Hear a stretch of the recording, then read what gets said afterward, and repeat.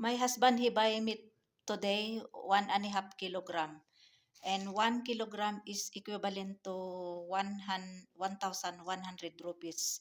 So in peso, that is 220 pesos because times 5 here. And 1,100 rupees for 1 kilo. So he buy 1.5 kilogram. So 1,100 rupees plus 550 is equivalent to 1,006 1,006 or 1,006 or 1,007. So this equivalent to around 330, around less than 350 pesos if you convert this in pesos, rupees to pesos. So this one I keep for ampalaya. So I will cook tomorrow ampalaya con carne. There is no more available mincemeat or keema, so I make this one. I slice it little and small. And this one I keep for beef steak because my husband, he said he miss beef steak. So now I marinate this one for 1 hour. So after I will cook this one. Na-miss niya daw yung beef steak. So that's why bumili siya ng karne.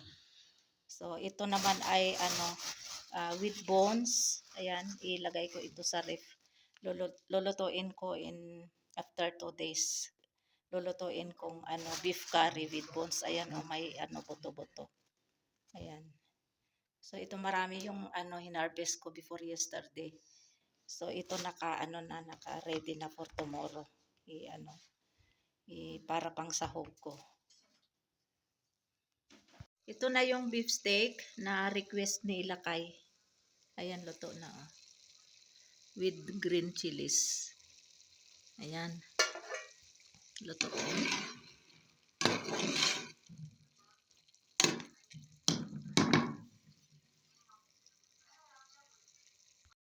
Ito na yung ampalaya. Nahugasan ko na ito. Ayan, medyo nagyelo na o kaya need na lutuin. So, ko ito. Tanggalin ko yung, slice ko ito tapos, katawag dyan. Lagyan ko ng asin tapos, leave ng 10 minutes tapos, lalamasin ko.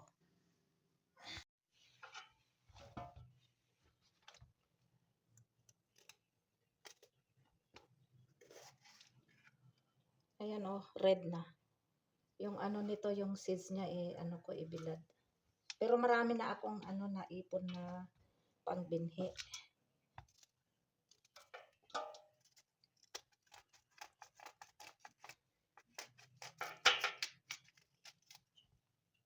Ayan.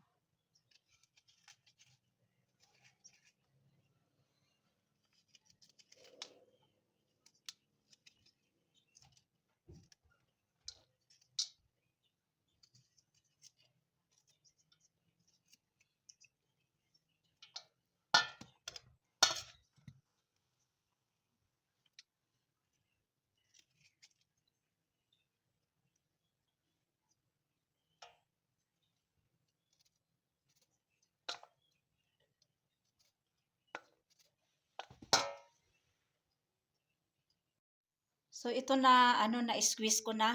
Binabad ko ito ng sa asin after 10 minutes. So ito hinugasan ko na din. Ayan So ibilad ko ito, then mamayang hapon ito yung lulutuin ko. Ayan. Ito na yung ampalaya, bitter gourd or grilly tawag nila dito. Grilly curry na may sahog na yung karne ng baka na in-slice ko. Kumain na kami ng dinner. Nakalimutan kong mag-video. Wala nang time kasi busy nang mag-video sa sa hapon.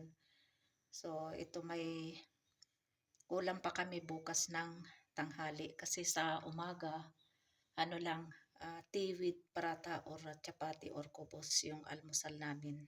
So marami pa ito. Hanggang bukas pa ito ng tanghali.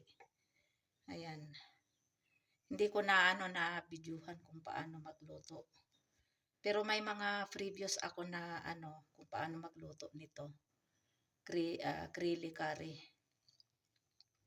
Organic ito na na grilly yung ampalaya namin. Paubos na kasi yung bunga ng ampalaya namin. Meron pa doon mga siguro konti.